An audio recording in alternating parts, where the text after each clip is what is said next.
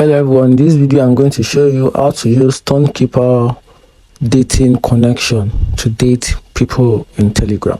So for you to do that, you have to open your TonKeeper on your iPhone, then you tap at the browser icon. Once you do that, then you tap at this option called Ton Dating. You tap at it, then another page is going to pop up. Then you have to wait a few minutes for the page to open. You can see now the page has been open. Ton Dating, high quality connections in Telegram. Join the community of ambitious and beautiful people.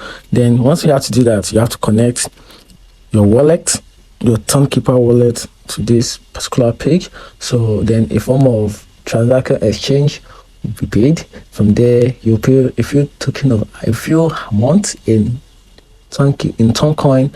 Then you will have access to premium Telegram pop for dating. If you find this video helpful, like and follow for more. Thank you.